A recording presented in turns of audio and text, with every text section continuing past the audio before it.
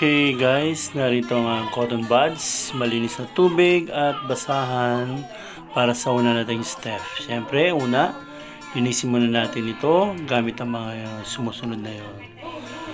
Ayan, sobrang tagal na rin siguro nito, no? Siyempre, iba na rin yung humawak, no? May napapabayaan na, pero lilinisin natin yan.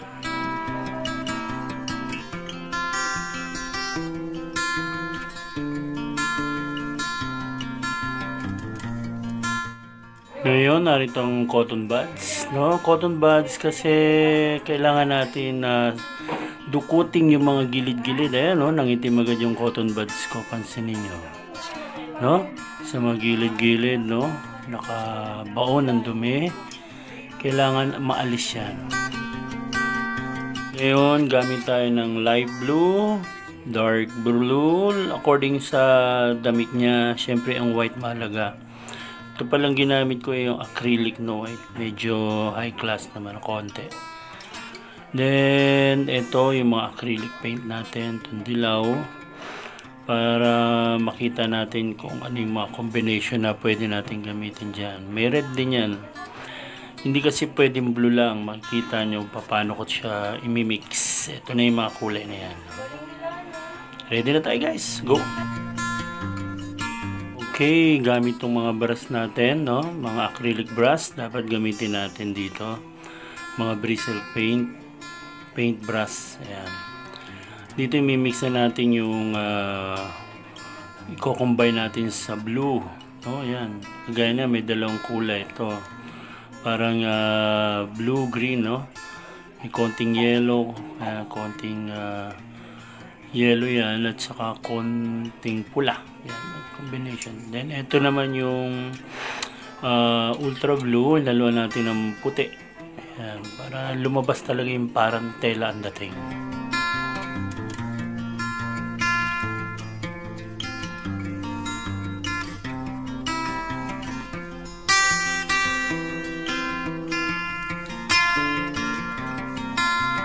Ito pa lang sa likod, no? Kailangan natin lihain ng 240 na liha para pino. Yan, mamaya pipinturahan na rin natin yan. Okay, ready tayo guys. Ito naman para sa damit muna ni Mary. No, yung puti na yan, hindi yan basta puti, no? Kailangan may konting touch of yellow yan. Ilalagay mo natin sa part na to. Konting-konti lang para hindi maging yellowing ang dating. Yan. Laging may second color pagka kayo magkukumbine. No, wag lang puti basta. Yan. Tingnan nyo. Mamaya makikita nyo ang kinang ni Mama Mary.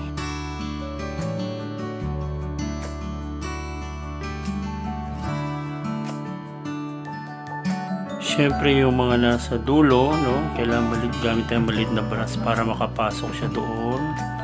Yan. Siyempre lahat yan kailangan pasukin para maganda ang kalalabasan.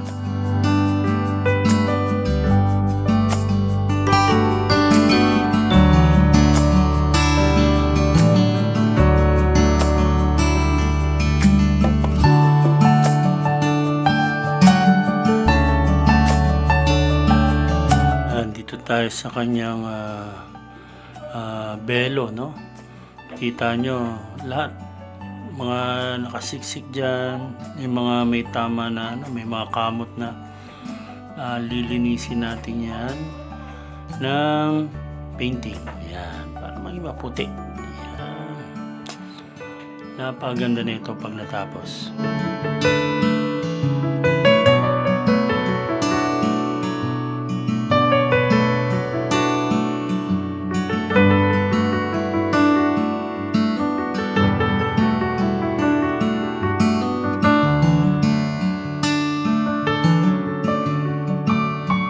Pansinin nyo to, gumagawa ko ng skin tone, no? Yung balat talaga ng skin natin. Itatapan natin ngayon dito kasi namuti na yung mga kulay niya eh.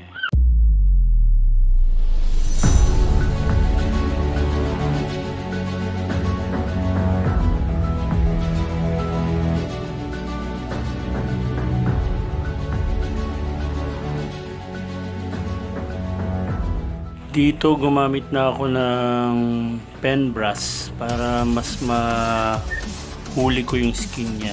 Ayan. Timpla pa tayo.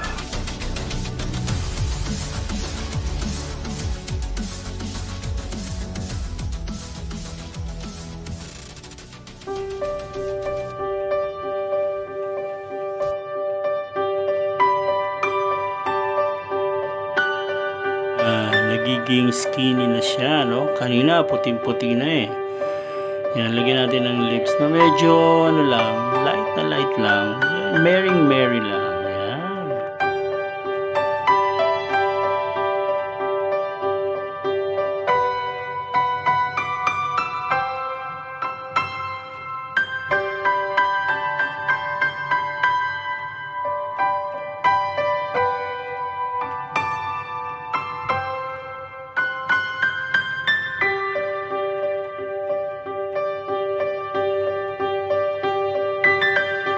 Yun, sa nakikita nyo, nag-experiment ako ng kulay, no? True combination lang. Tatlo lang naman hinahalo ko dyan. Blue, yellow, and red. Then may white.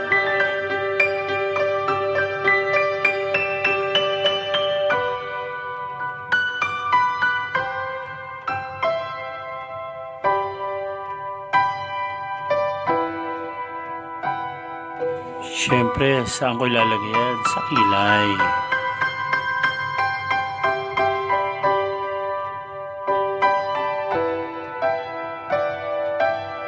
Dahan lang.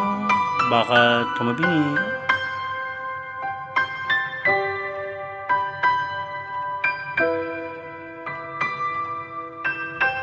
Yan. Sasabay ko na siyempre yung buhok.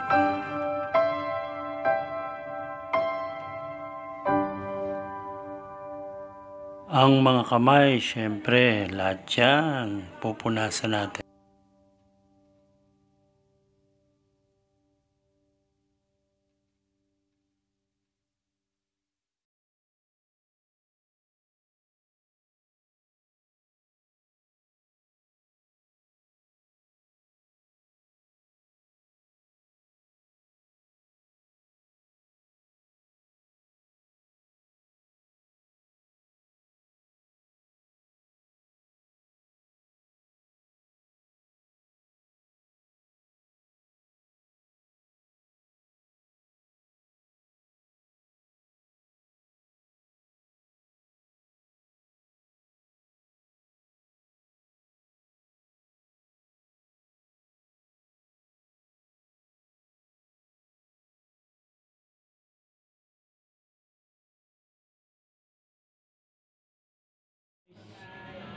Natapos din sa wakas yung finished product.